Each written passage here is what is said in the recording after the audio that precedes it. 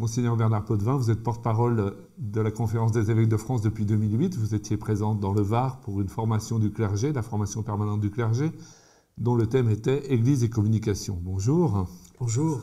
En fait, quels sont les obstacles à la communication ?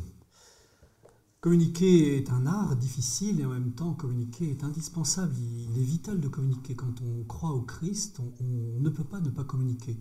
La communication, c'est vraiment l'annonce de l'Évangile. Alors, les obstacles sont nombreux, on peut en citer quelques-uns, et il y a toujours un peu ce malentendu entre l'Église et les médias en Occident. On sent bien que l'Église étant présente depuis très longtemps dans notre Occident, elle est souvent présentée comme une vieille dame qui n'aurait plus de nouveautés à apporter, comme si elle était à bout de souffle. Et les médias la présentent souvent sous ce jour dramatique, en difficulté, vocationnelle, elle manque de moyens, elle serait en perte de vitesse. C'est souvent une sorte de façon sensationnelle de présenter l'Église, mais bien sûr, ça n'est pas la vérité de l'Église, c'est pas sa vitalité. Donc l'obstacle, c'est surtout l'obstacle d'aller dire aux médias en vérité ce qu'est l'Église. C'est vraiment là que ça se situe. Il y a bien sûr après d'autres obstacles, parfois plus polémiques, selon les crises qui peuvent être vécues, mais globalement, moi je suis quelqu'un de très confiant, de très lucide aussi sur ces difficultés. L'important est de les connaître, de les assumer et d'essayer de les traverser avec l'aide du Seigneur. Alors justement, dans l'actualité, on a eu des débats sur la bioéthique et on reproche quelquefois à l'Église de son manque d'humanité, puisque par des décisions un peu rigoureuses, on dit mais regardez ces personnes, laissez-les libres. Ben oui, c'est complètement inouï qu'on puisse dire à l'Église qu'elle n'est pas humaine, alors qu'elle est au service de l'homme. Et souvent, d'ailleurs, il faut s'expliquer. Quand l'Église prend une position éthique, c'est pour l'homme, c'est pour tout homme, pour tout l'homme, tous les hommes, comme disaient Paul VI et Jean-Paul II. C'est vraiment une volonté du développement intégral de la personne. Et par exemple, quand l'Église catholique s'exprime en ce moment sur la protection de l'embryon, c'est bien pour protéger le plus vulnérable. Nous avons d'ailleurs ce thème commun. Le plus vulnérable, c'est un véritable fil rouge dans la position de l'Église. Le plus vulnérable, c'est l'embryon. Le plus vulnérable, c'est l'étranger. Le plus vulnérable, c'est la personne en fin de vie. Et nous avons ce fil rouge de notre éthique. Alors, ce n'est pas toujours bien compris, mais après tout, l'Évangile est allé à travers les siècles, à temps et à contre-temps. Les gens qui annoncent l'Évangile ne sont pas là pour être des caméléons. Ils ont à annoncer l'Évangile au nom du Christ, en vérité et en liberté.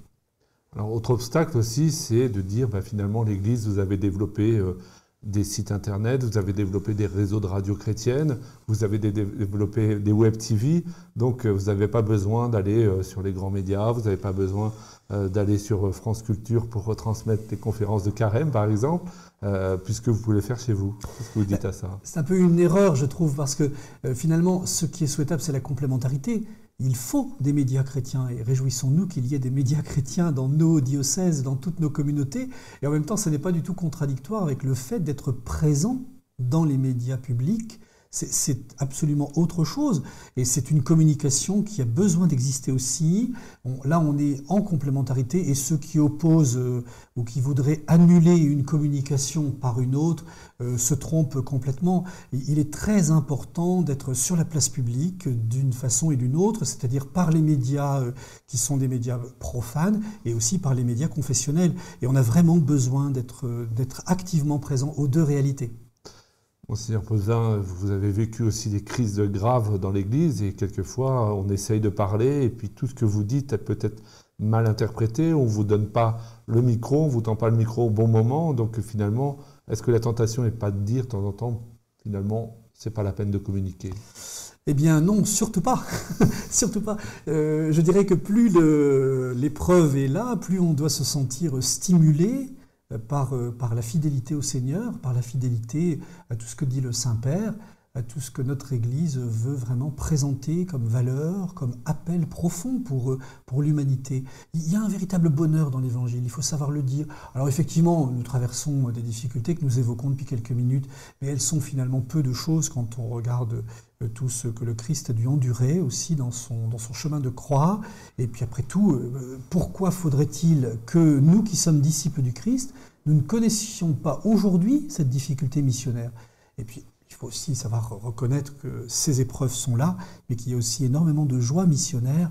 dans la rencontre d'aujourd'hui entre l'homme et l'Évangile. La préparation des Journées mondiales de la jeunesse est une fête. Le diocèse de Fréjus-Toulon vient de vivre un événement formidable, un rassemblement préparatoire à ces Journées de Madrid. C'est bien le signe que l'Église est vivante et on peut être dans l'épreuve, mais en même temps, que de joie. Alors, quelquefois, on reproche à l'Église d'être pas assez bavarde, et puis on se dit pourquoi tel évêque n'a pas parlé. Qui doit parler finalement? C'est jamais facile d'avoir la parole ajustée. C'est vrai que sur certains sujets, on a certainement à davantage être présent. D'ailleurs, nous devons vivre une communication en conversion permanente. Nous n'avons jamais atteint le top du top dans la matière vraiment très sensible, qui est celle de l'Évangile. Il faut reconnaître humblement que certaines fois nous parlons trop, ou d'autres fois peut-être pas assez vite. C'est un ajustement permanent. Il faut demander à l'Esprit de nous éclairer. Il est très important aussi que l'on écoute celles et ceux qui peuvent nous donner de bons conseils, des gens qui peuvent éclairer la démarche de l'Église. Puis je me permets de rappeler que la Conférence des évêques de France est une centaine d'évêques qui eux-mêmes représentent une très belle diversité épiscopale. Donc c'est une parole qui ne peut jamais être... qui prendrait je ne sais quelle uniformité. On n'est pas univoque dans l'Église. On est là pour dire une collégialité. On dit Jésus ressuscité. On est vraiment unis sur Jésus ressuscité. Et puis après, on s'exprime comme on le peut, et bien dans une conversion permanente, parce que cette communication, elle est sans cesse à perfectionner. Alors une question a été posée par les prêtres, une question à propos des réseaux sociaux, de Facebook, de Twitter. Finalement, est-ce qu'il faut y aller? Est-ce qu'il faut être présent? Est-ce qu'il faut passer du temps là-dedans? Être présent, certainement. Ce serait une erreur de ne pas y être, parce que la culture jeune est vraiment profondément marquée par ces réseaux sociaux. Mais si on fait le choix d'y être présent, ça doit être avec discernement. Il y a sans doute à se demander qui doit y être. Peut-être pas non plus toute personne. C'est pas parce qu'aujourd'hui je vis en 2011, c'est pas parce que je suis chrétien en 2011 que je dois obligatoirement être sur Facebook et Twitter. Par contre, si je suis animateur de jeunes, accompagnateur de jeunes, il est évident que j'ai certainement le devoir, la mission d'être présent. Mais je me permets de redonner ce conseil vraiment important. On ne va pas sur les réseaux sociaux tout seul. On doit y aller avec vraiment un sentiment de faire communauté. On doit y aller en esprit vraiment d'être avec les autres. Et je conseille vraiment à ceux qui vont sur Facebook, Twitter, de sans cesse relire leurs pratiques Internet. Qu'est-ce que je fais sur Internet? Qu'est-ce que je dis? Quels sont les éléments importants à discerner pour ne pas se laisser prendre non plus à certains pièges de cette communication virtuelle. Il faut y être certainement, parce que je crois que les jeunes ne comprendraient pas que des représentants de l'Église catholique ne s'y trouvent pas, mais pas n'importe comment. Alors l'Église depuis des années se penche sur le problème de la communication et vous avez évoqué avec les prêtres des choses très intéressantes, notamment à partir d'écrits de Jean-Paul II. Quelles sont les attitudes prophétiques à avoir pour communiquer? La première attitude prophétique, c'est de laisser Dieu parler. Parce que si nous voulons être prophètes, c'est bien Dieu qui doit parler de lui à travers nous, à travers notre pauvre personne. Et donc, pour laisser Dieu parler, il faut peut-être aussi se ressourcer dans la parole de Dieu pour mieux comprendre qui est Dieu. Parce que de quel Dieu parlons-nous? La recherche de Dieu, elle peut être plurielle. Nous avons le Dieu de Jésus-Christ, il a des caractéristiques. La parole de Dieu nous le présente. Et j'aime citer le psaume 145 que Jean-Paul II médite vraiment remarquablement dans une de ses audiences en 2003, il a une façon superbe, Jean-Paul II, de redire que dans ce psaume 145, on a vraiment toute la plénitude de Dieu, les 12 fonctions, les 12 caractéristiques divines, Dieu qui est à la fois très très haut, Dieu qui règne, et en même temps Dieu qui est accueillant, qui soutient le pauvre. C'est le même Dieu, c'est notre Dieu, un Dieu régnant et un Dieu qui aime le pauvre, qui est un Dieu qui est en humanité. Ça, moi, je suis vraiment bouleversé quand je relis ces lignes de Jean-Paul II, qui sera béatifié bientôt, et je me dis, là, la communication devient prophétique si nous annonçons à la fois une transcendance plus grande que nous, une communication qui nous élève toujours vers plus haut que nous, et si dans le même temps, nous n'oublions jamais notre frère, ni oublier le frère, ni non plus oublier que la communication, elle doit sans cesse nous faire grandir. Vous avez aussi évoqué quelque chose d'assez intéressant, puisque souvent, quand on parle de l'Église, on tend le micro à un évêque, à un responsable, et ne pas oublier les communautés chrétiennes. C'est fondamental, la communauté chrétienne. Aujourd'hui, une communication qui serait individualiste ne serait pas chrétienne. C'est la communauté qui vraiment nous engendre, qui fait de nous des baptisés, des confirmés fidèles. Et c'est bien en communauté que nous sommes plus forts en espérance et témoins dans la société d'aujourd'hui.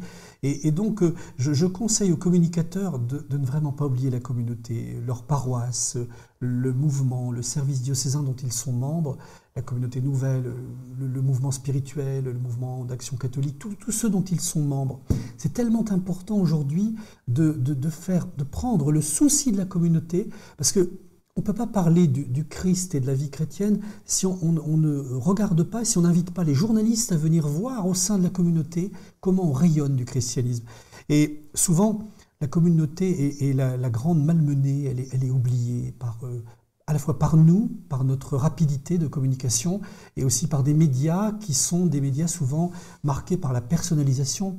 Les médias s'intéressent aux vedettes, aux têtes, à tous ceux qui portent dans les hauteurs, dans les hautes sphères, alors que la communauté, elle attend souvent qu'on vienne la rencontrer avec une caméra, avec un micro, pour des reportages, et pour qu'on dise à quel point elle est vivante, elle est en attente. C'est dans la communauté que Jésus passait un temps considérable à rencontrer les autres, à guérir, à prêcher. Et on est pasteur en communauté, avec la communauté. Et c'est bien là que, à mon avis, va se jouer tout un avenir, et donc aussi la communication qui doit passer par là. Et puis en communauté, on fait des choses simples et profondes. Alors, simplicité, profondeur. Les deux maîtres mots de Benoît XVI dans son livre « Lumière du monde », ce très beau livre « Interview », et dans lequel Benoît XVI dit finalement le christianisme, souhaitons-lui un avenir à partir duquel il s'exprime en simplicité et profondeur. Et les deux, parce que si on cherche à être simple, mais qu'on n'est pas profond, on ne va pas très loin, on restera très, très superficiel. Et en même temps, si on cherche la profondeur sans être audible, sans être compréhensible, eh bien, là encore, la communication sera un raté. Donc c'est vraiment les deux choses, simplicité, profondeur, et je crois que ça, c'est vraiment l'avenir pour notre Église et pour l'annonce de l'Évangile, avec le synode 2012 qui va nous y entraîner. Alors que cette communication soit simple et profonde dans le diocèse de Fréjus-Toulon. Et alors pour conclure, c'est une phrase de Jeanne de Chantal, je crois que vous avez à cœur de répéter, la communication doit être... Alors oui, notre chère Jeanne de Chantal, là, vraiment, qui a 400 ans d'existence, cette phrase, et qui est prononcée par la sainte fondatrice de la Visitation, et j'ai l'impression que cette phrase est prononcée pour aujourd'hui. Elle disait à ses chères sœurs que votre communication soit franche, cordiale et joyeuse. Franche parce qu'il faut être vrai, il faut dire en vérité ce que l'on pense. Les gens ne sont pas là pour entendre de l'à peu près, une parole édulcorée, ils sont là pour entendre en vérité ce que nous pensons. Donc une communication franche, une communication qui soit cordiale, parce que c'est du cœur, le cordial. Il faut parler de notre cœur. Il faut que ce soit un cœur qui rejoigne toutes les personnes qui nous regardent, toutes les personnes que par cette émission nous allons essayer de rejoindre. C'est vers leur cœur, c'est leur proximité qui doit être vraiment comprise et aimée. Et puis une communication joyeuse, parce que je ne vois pas comment on peut être disciple du Christ si on n'est pas dans la joie. Et ça nous manque un peu, nous les Occidentaux, nous avons souvent un peu grise mine quand même. Je pense qu'il y a quelque chose du côté du sourire, de la joie d'être disciple de Jésus qui doit être présent. Parce qu'un sourire va en dire bien plus long qu'un discours. Franche, cordiale et joyeuse, ce sera les mots de la fin. Merci, Monseigneur Bernard Potvin, porte-parole des évêques de France, d'avoir partagé vos convictions et votre vision de la communication. Église et communication, c'est une alliance possible. À bientôt.